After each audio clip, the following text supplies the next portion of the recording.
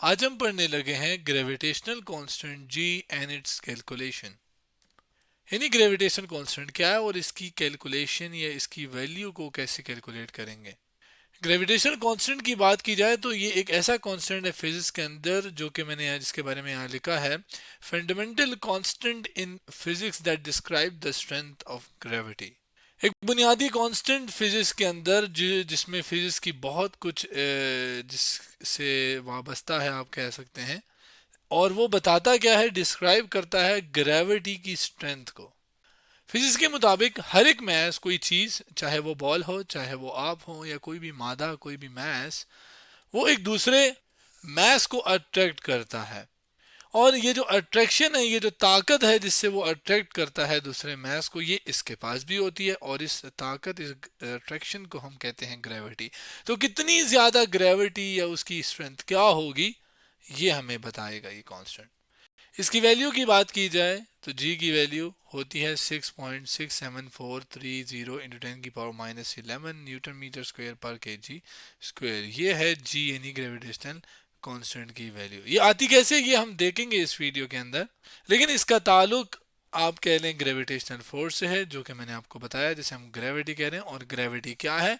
Force of attraction between two masses, दो masses के दरमियान फोर्स ऑफ अट्रैक्शन को कहते हैं हम क्या?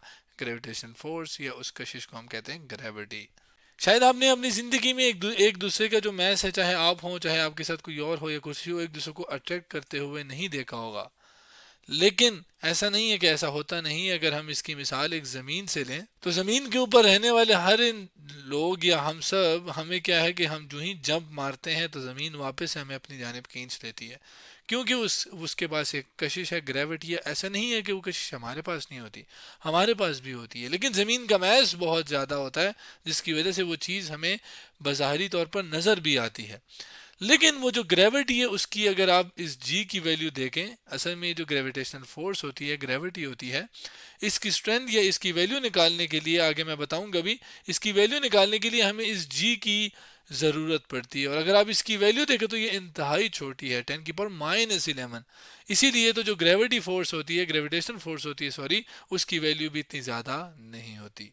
अगर मैं ये बात रिवाइज कर रहा हूँ एक किस्म की, कि ये ग्रेविटेशनल कांस्टेंट हमने पढ़ा कहाँ था, according to the law of gravitation, यानी कि लॉ ऑफ ग्रेविटेशन जो कि न्यूटन ने दिया था। और वही एक स्टोरी जो आपने सुनी होगी कि न्यूटन एक दफा दरख्त के नीचे बैठे थे, और ऊपर से एक सेब गिरा, जिससे उन्होंने, जिसकी वजह से उसके उनके जहन में एक बात आई कि सेब नीचे क्यों गिरा। और फिर करते करते पता चला कि ज़मीन के पास एक कशिश है, ग्रेविटी है, जो कि जिसकी वजह से ज़मीन को ज़मीन ने इस एप्पल को अपनी जानिब खींचा। अगर ये ज़मीन ना खींचती तो ये नीचे ना आता। जिसके बाद लॉ ऑफ ग्रेविटेशन आया, जो कि कहता है कि दो मैसेज, चाहे वो सेब और ज़मीन हो, या दो सेब हो, या कोई भी दो मैसेज हों, उनके प्रोडक्ट के, यानी उनको अगर मल्टीप्लाई किया जाए, जैसे किसी एक का एक m1 और किसी का दूसरा हो m2, उसका प्रोडक्ट जो है वो डायरेक्टली प्रोपोर्शनल था फोर्स के। यानी मिसाल अगर मैं दूं तो यहाँ पर बजाय इसके कि एक सेब वगैरह की दूं, यहाँ पे ज़्यादा अच्छे समझा पाऊंगा, ये m1 और ये m2, तो दोनों मैसेज, ये इसका मैस है, ये इसका मैस है। यहाँ पे भी मैं लिख देता हूँ कि M1 और M2 क्या हैं, दोनों के मैसेज हैं, ठीक है। तो इन दोनों के मैसेज के प्रोडक्ट की, यानी एक के भी डायरेक्टली प्रोपोर्शनल है, दूसरे के मैस के ऊपर भी डायरेक्टली प्रोपोर्शनल है। कौन? फोर्स। कौन सी फोर्स? ग्रेविटेशनल फोर्स, यानी जो दो मैसेज के दरमियान होती है, जो कि मैंने यहाँ बताई थी, ये वाली ग्रेविटेशनल फोर्स, जिसको मैं यहाँ से चलें कॉपी भी कर लेता हूँ, और यहाँ पर लिख देता हूँ कि ये एफ क्या है, ये असल में ग्रेविटेशनल फोर्स है, ठीक है। और इसके साथ साथ इन दो मैसेज के सेंटर के दरमियान, यानी इसका सेंटर ये है, जबकि इसका जो सेंटर ये है, इन दोनों के दरमियान जो फासला है ये वाला, इसको हम क्या कहते हैं? आर। और ये जो आर फासला है यहाँ से यहाँ तक, इसके स्क्वायर इन्वर्सली प्रोपोर्शनल था इसके स्क्वायर के, यानी कि इस फासले का स्क्वायर लिया जाए तो जो भी आंसर है उसके इन्वर्सली प्रोपोर्शनल थी ये चीज़, फोर्स। जो कि force is inversely proportional to the square of distance between the masses, ये बात भी इसको कहना एक तरीका है। तो जब इस प्रोपोर्शनैलिटी को हमने ख़त्म किया था, तो यहाँ पर प्रोपोर्शनैलिटी मैं एक बार दोबारा लिखता हूँ और इसको कंबाइन करता हूँ, तो ये आपके पास आर स्क्वेयर। अब ये मैं क्यों कर रहा हूँ, क्योंकि जब इस प्रोपोर्शनैलिटी को हमने हटाया था तब हमारे पास इक्वालिटी आई थी, और वो इक्वालिटी जब आई थी तो साथ एक कांस्टेंट आया था। असल में वो जो कांस्टेंट था वो यही क्या था, जी ग्रेविटेशनल कांस्टेंट। ये वो बैकग्राउंड है जहाँ से हमें इसके बारे में पता लगा। अब वो फोर्स जो दो मैसेज के दरमियान है वो निकालने के लिए, मैसेज तो चले फिर भी कुछ ना कुछ कर ले बंदा, फासला भी निकाल ले, लेकिन जी की वैल्यू निकालना मुश्किल थी। तो उसकी वैल्यू कैसे निकाली जाए, इतना आसान नहीं था। लेकिन उसकी वैल्यू निकालने के लिए अगर आप इसको रीअरेंज करें, इसको मैं यहाँ पर, बल्कि यहाँ पर नहीं, यहाँ पर रीअरेंज कर लूँ कि जी को अगर मैं इधर ही रहने देता हूँ, तो क्या है कि ये चीज़ इधर डिवाइड हो रही है, उधर जाके मल्टीप्लाई हो जाएगी, तो ये एफ आर स्क्वेयर हो जाएगा। ये दोनों मल्टीप्लाई हो रहे हैं, इसके साथ ये इधर आके डिवाइड, यानी m1 और m2। तो यानी अगर फोर्स, डिस्टेंस और मैसेज पता है तो मैं आसानी से निकाल सकता हूँ। लेकिन अफकोर्स जाहिर है ये चीज़ें निकालना बहुत मुश्किल था, बहुत ज़्यादा। इन सब चीज़ों को निकालना इतना आसान नहीं था। तो इसकी बजाय कि हम लोग इस फार्मूले का इंतखाब करें या इस्तेमाल करें, क्या हुआ कि एक एक्सपेरिमेंट किया गया किसकी जानिब से, एक साइंटिस्ट जिनका नाम था कैवेंडिश, इंग्लिश साइंटिस्ट थे, ब्रिटिश साइंटिस्ट थे सॉरी, जिन्होंने ये एक्सपेरिमेंट किया और प्रोवाइड किया एक मेथड जिससे जी की वैल्यू इनडायरेक्टली कैलकुलेट कर दी जाए। मतलब यहाँ पर तो हम वैल्यू पुट करके ना हम निकाल सकते हैं, डायरेक्ट तरीका ये है। वैसे एक और एक्सपेरिमेंट उन्होंने बताया जिससे हमें पहले कुछ और कैलकुलेट करना पड़ेगा, जिसके बाद हमारे पास इसकी वैल्यू निकाल सकते हैं। इस वजह से हम इनडायरेक्टली यहाँ पे कह रहे हैं। और वो मेथड क्या है आगे मैं बताता हूँ। यहाँ पर मैं अगर एक बात, चले इस इक्वेशन के अंदर ही है, ये भी यहाँ पे यूनिट देखें तो न्यूटन मीटर स्क्वायर पर केजी स्क्वायर। तो अगर आप देखें तो यूनिट यहीं से आया था, असल में न्यूटन, फोर्स का यूनिट होता है न्यूटन, डिस्टेंस है, डिस्टेंस का यूनिट होता है मीटर, लेकिन दो दफ़ा डिस्टेंस है तो ये स्क्वायर हो गया। जबकि नीचे आ जाएगा दो दफ़ा मैस है तो ये हो जाएगा पर केजी, एक दफ़ा और दो दफ़ा मतलब स्क्वायर। तो ये न्यूटन मीटर स्क्वायर पर केजी स्क्वायर, उसको ऊपर लेके जाऊंगा तो ये -2 हो जाएगा, जो कि वही यूनिट है जो यहाँ पर हमने देखा है। इसीलिए मैंने यहाँ पर ये बात एक्स्ट्रा बता दी आपको। अब आते हैं मेन चीज़ के ऊपर, यानी उस कैलकुलेशन के ऊपर जिससे हमें जी की वैल्यू पता चलती है। कैवेंडिश एक्सपेरिमेंट की बात की जाए, उसका दूसरा नाम है कैवेंडिश टॉर्जन बैलेंस एक्सपेरिमेंट, ये उसका दूसरा नाम है। उसका सेटअप क्या था, यहाँ पर एक सेटअप सा बना हुआ है। ये सेटअप आपने यहाँ पर भी देखा होगा जब शुरू में तस्वीर देखी होगी, और फिर इसी के अंदर ये वाली चीज़ें भी आती हैं, आगे जाके मैं बताता हूँ। अब इस एक्सपेरिमेंट के अंदर जो सेटअप है उसके अंदर अगर आप गौर करें कि यहाँ पर एम इन बड़े बॉलों के ऊपर लिखा हुआ है। असल में ये दो बड़े मैसेज हैं, यानी बिगर मैसेज, जहाँ पे मैं, जिनके लिए मैंने कैपिटल एम इस्तेमाल किया। तस्वीर में एम है तो यहाँ पर रिप्रेजेंट किया हुआ है, जबकि छोटे एम हैं, और वो छोटे मैसेज जो हैं उनको क्या किया है, स्मॉलर मैसेज। अगर सिर्फ ऐसा नहीं है कि मैसेज रखे गए हैं, मैसेज को आपस में भी जोड़ा गया है, बल्कि इस छोटे वाले मैस को आपस में यूँ जोड़ा गया है, जबकि इस मैस को इस छोटे मैस के साथ इसको, और इस छोटे मैस के साथ इस बड़े मैस को, इन दोनों के साथ करीब करीब रखा गया है। जबकि बीच में ये एक रॉड है, जबकि इस रॉड को या इस मैस को, सॉरी, ये जो ये वाला मैस है, इसको एक धागे के साथ ऊपर एक कनेक्ट किया गया है। इस पूरे को टॉरिजनल बैलेंस भी कहते हैं। ये जो है ये वो बार है, हॉरिजॉन्टल बार, जिसको मैं यहाँ पे लिख भी लेता हूँ कि जो कि जिसके दो एंड्स के ऊपर मैसेज, छोटे मैसेज को कनेक्ट किया गया है। एक पतली तार जो कि यहाँ पर आप ये वाली देख रहे हैं, ये असल में यहाँ पर आपको नज़र आ रही है, और ये पतली तार जो है इसके इसके साथ ये असल में हॉरिजॉन्टल बार को कनेक्ट किया गया है। अब ये एक बेसिक चीज़ें हैं, जो ये आप कह लें ऑपरेटर्स कह लें, या जो एक्सपेरिमेंट सेटअप था वो था। अब इसके अंदर अगर आप देखें तो मेन मकसद ये था कि देखें ये एक मैस है, ये एक मैस है, इन दोनों के दरमियान एक फोर्स ऑफ अट्रैक्शन होगी। ये एक मैस है, ये एक मैस है, इन दोनों के दरमियान एक अट्रैक्शन होगी।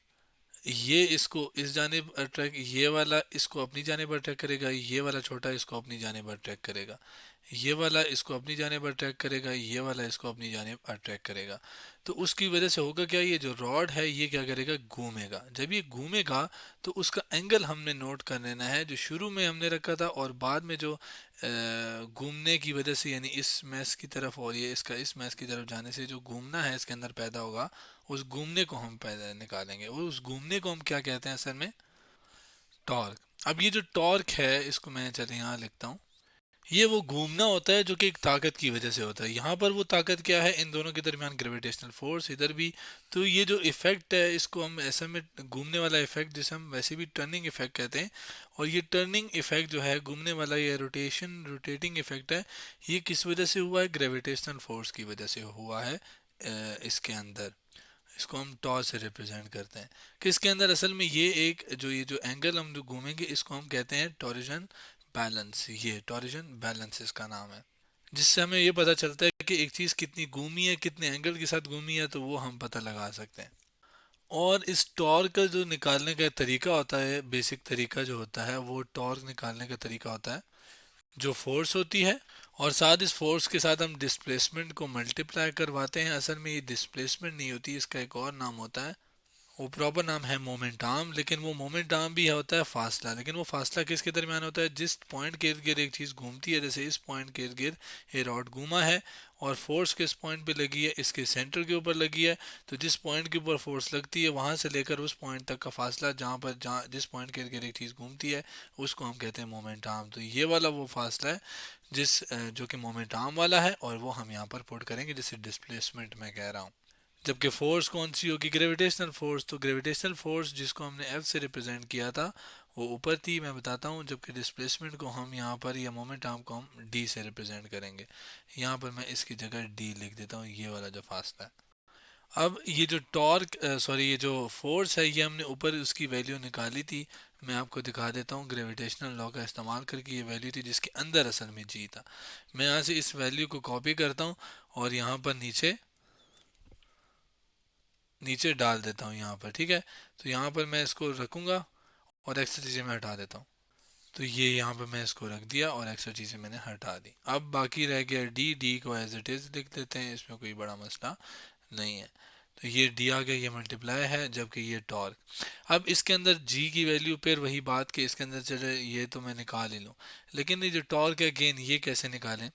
चले बाकी अब फोर्स से तो जान छुटी। अब टॉर्क बेसिकली क्या है कि टॉर्क डिपेंड करेगा, घूमना डिपेंड करेगा एंगल के ऊपर। जितना ज़्यादा एंगल हुआ होगा उतना ज़्यादा आपके पास टॉर्क पैदा हुआ, जितना एंगल तब्दील हुआ होगा उतना एंगल टॉर्क भी ज़्यादा पैदा होगा। यही जो घूमना है ये मैं एक एनिमेशन से दिखाता हूँ। ये animations for physics and astronomy वाले चैनल से दिखा रहा हूँ, कैवेंडिश एक्सपेरिमेंट। यहाँ पर इसको मैं प्ले करता हूँ, बिल्कुल वही सेटअप है। देखें ये स्मॉल मैसेज, ये बड़ा मैस, अब देखते हैं क्या होता है। इसको मैं जो ही छोड़ूंगा तो ये ज़ाहिर है फोर्स ऑफ अट्रैक्शन की वजह से ये छोटे मैस से करीब जाने चाहिए, या जो भी है, तो उसकी वजह से ये जो घूमना पैदा हुआ है, इस घूमने को फिर हम क्या कहते हैं, टॉर्क। अब ये यहाँ पर बड़े मैसेज घूमे हैं, आपके हमारे केस में छोटे घूमे थे, लेकिन बात वही है। एनिमेशन वाली चीज़ मैं इस तस्वीर से भी दिखा सकता हूँ जो कि हमारे सेटअप के लिए है। इसके अंदर अगर आप देखें तो शुरू में इस तरीके से पड़े हुए थे। तो क्या है कि फोर्स लगने की वजह से एक एंगल आएगा, और वो एंगल यहाँ पे हमने यहाँ पे लिखा हुआ है, और वो एंगल क्या है, थीटा। तो इसको मैं एक सेकेंड, ये थीटा हो गया। और ज़ाहिर है ये जो भी थीटा है ये, अब ये ज़ाहिर है जैसे मैंने आपको बताया, जितना ज़्यादा टॉर्क होगा, सॉरी जितना ज़्यादा एंगल चेंज हुआ होगा, इसका मतलब उतना ही ज़्यादा टॉर्क प्रोड्यूस हुआ है। तो ये जो थीटा एंगल है ये डायरेक्टली प्रोपोर्शनल है किसके, टॉर्क के।